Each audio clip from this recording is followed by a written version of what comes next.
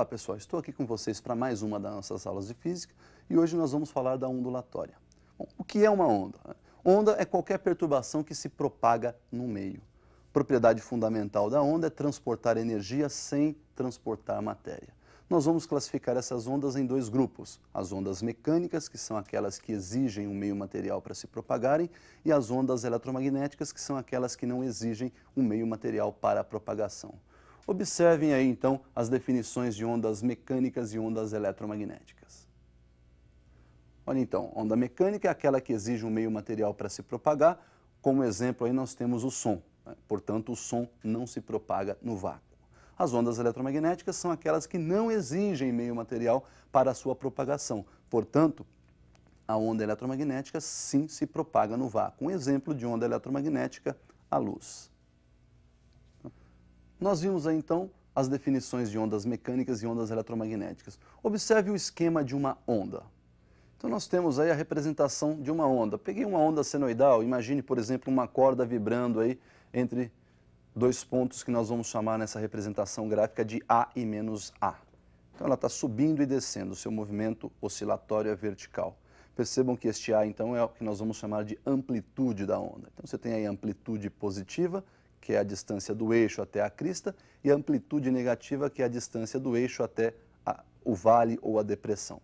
Observaram também que crista e vale são os pontos de máximo e mínimo, né? O máximo é a crista, mínimo é o vale. Como nós podemos observar, essa onda ela tem aquele movimento cíclico, né?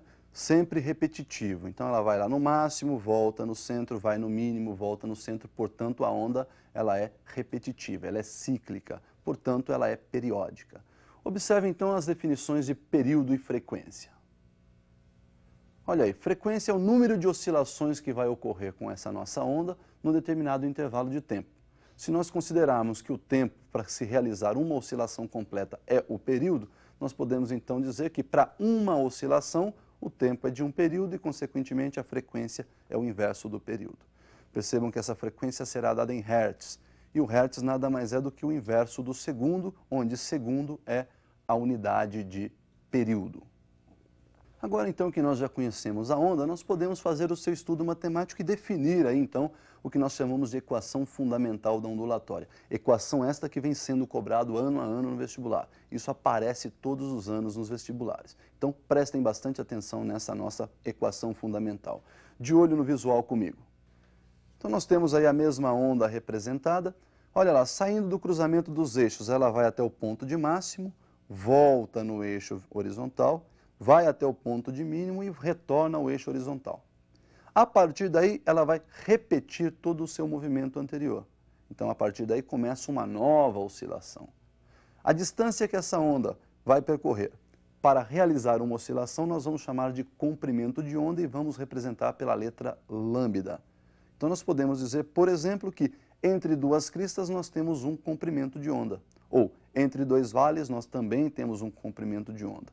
E nessa representação do início aí, do cruzamento dos eixos, nós vamos observar que esse nosso primeiro comprimento de onda termina quando a onda realiza essa primeira oscilação. Olha lá, foi até a amplitude máxima, voltou no eixo, até a amplitude mínima. Quando ela voltou no eixo novamente, nós temos aí uma oscilação, portanto, um comprimento de onda.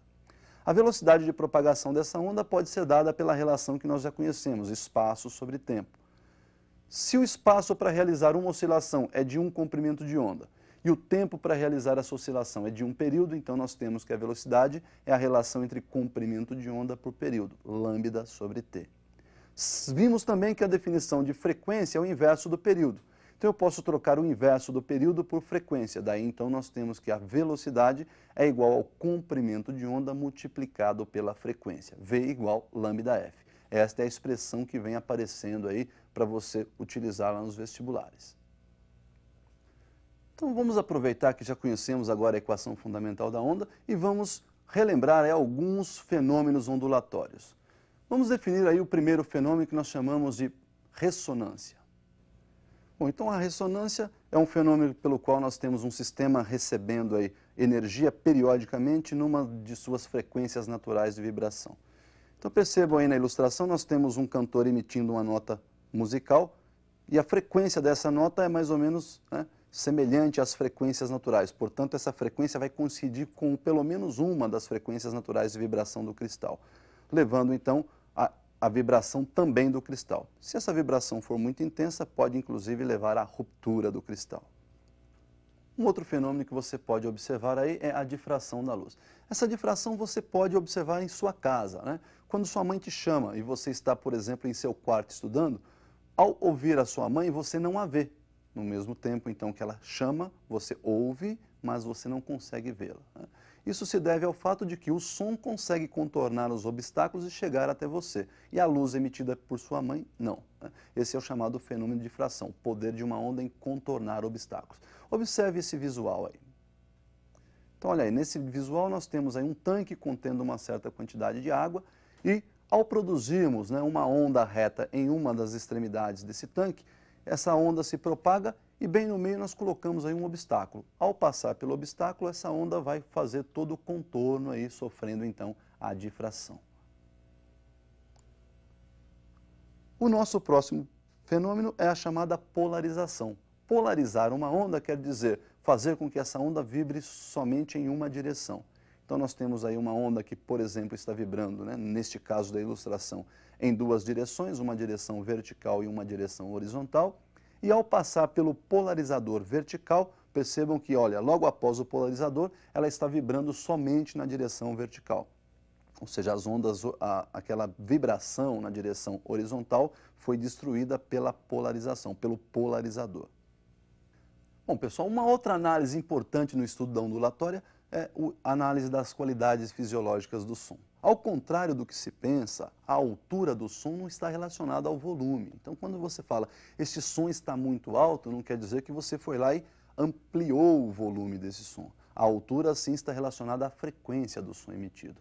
Por exemplo, quando você tem um som alto, é porque esse som tem alta frequência, esse som é chamado de som agudo, né? Quando você tem um som baixo, esse som é de baixa frequência, portanto esse som é chamado de som grave.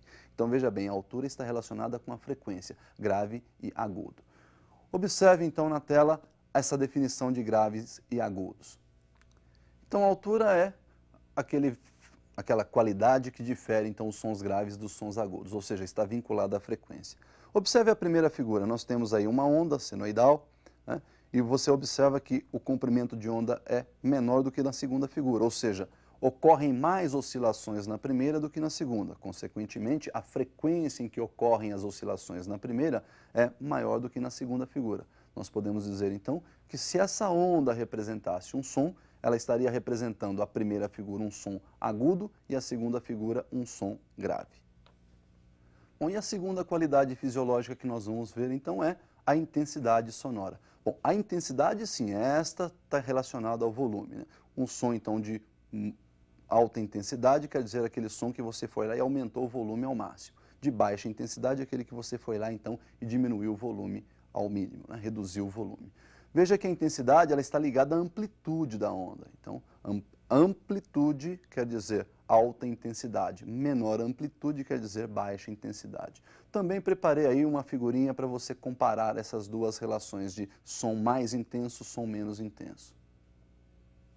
Então, olha aí, na primeira figura nós temos, né, a amplitude maior do que na segunda figura. Então, se essas duas figuras representassem, por exemplo, ondas sonoras, né, essa primeira aí estaria representando um som mais intenso, um som mais forte, né, e esta segunda figura estaria representando, então, um som mais fraco, menos intenso. Percebam, então, que a amplitude do som mais forte é maior que a amplitude do som mais fraco. E a terceira qualidade está aí, timbre. Ó. O timbre difere dois sons de mesma frequência e de mesma altura. Bom, então nós vimos aí a definição do timbre, né? Se você, por exemplo, tiver uma guitarra e um piano emitindo a mesma nota musical, na mesma frequência, na mesma intensidade, você consegue diferenciar o som emitido pela guitarra e o som emitido pelo piano através do timbre. Um outro efeito importante, ou um outro estudo importante que nós temos para fazer dentro da ondulatória é o efeito Doppler-Fizeau. Observem na tela que eu preparei para vocês aí a relação entre frequências de fonte e frequências aparentes aí no efeito Doppler. Então observem aqui na aproximação, esse exemplo eu escolhi aí para uma onda sonora, pode ser também para uma onda eletromagnética. Então nós temos que o observador receberá uma frequência, ele vai observar uma frequência aparente que vai ser maior que a frequência real emitida pela fonte.